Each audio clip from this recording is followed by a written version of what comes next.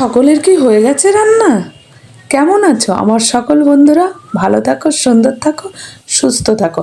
আর এই দেখো, বাজার থেকে মাছ আনলে কি আর সুস্থ থাকার মানে কোনো ব্যাপার আছে? এটা কি মাছ বলো? কি মাছ দেখতে পাচ্ছ? ভালো করে দেখো। হ্যাঁ, এটা হচ্ছে বাটা। আর বাটা আনার সঙ্গে সঙ্গে এর মুখ ভ্যাটা ওর মুখ ভ্যাটকা। কি করব সেটাই বুঝে পাচ্ছি না। কিন্তু বাটায় আছে প্রচণ্ড কাটা। শুধু তো আর মুখটা এদিক ওদিক করছে না, নুন হলুদ তো দিয়ে দিয়েছি। নুন হলুদ দিয়ে ভালো করে নুন হলুদ মাখিয়ে নিয়েছি। এবার কি করব ভাবছি, ओहो, इतना पहले का कोई ज़रूरत नहीं था, क्योंकि पहले तुम लोग कैप्शन देख लिया है ना। ओहो ओहो, হ্যাঁ, ক্যাপশনে তো দেখেইছো বাটার করব বাটা।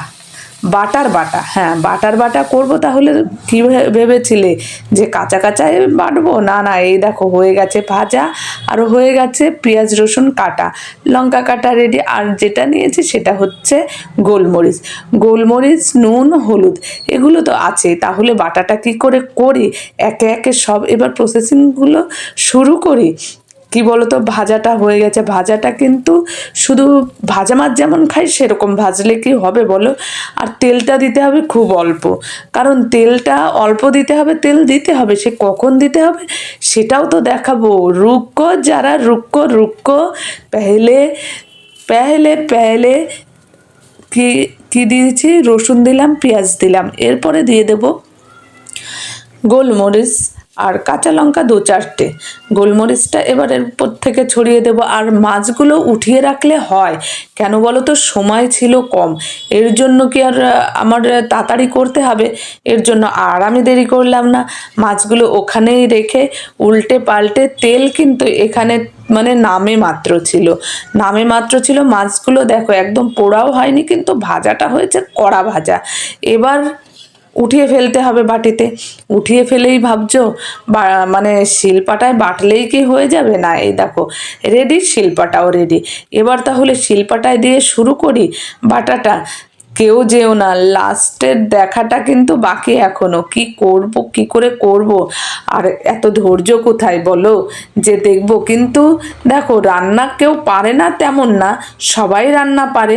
কিন্তু কিছু জিনিস আছে যেটা হয়তো সবাই মাছ বাটাটা একটা কোনো কঠিন ব্যাপার না, কিন্তু খাওয়ার একটা টেস্ট আছে। আর বাটা মাছের কাটা, এটা না করলে হবে না বাটা। তাই তো একদম আমি ঝটপট ঝটপট করে, এবার বাটা কিন্তু আমার স্টার্ট হয়ে গেছে।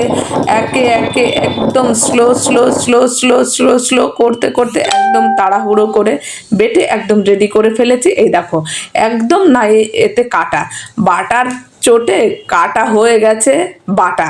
হ্যাঁ, কাটাটা বাটা হয়ে গেছে।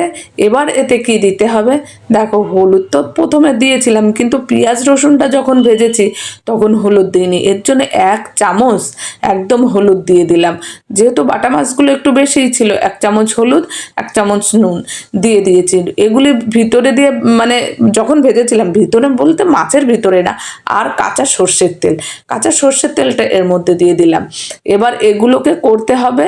হয়ে গেছে বাটা বাটা, আর এবার করব এবার মাখা। এবার এটা মেখে দেখো, গন্ধটা টের পাচ্ছ কি তোমরা?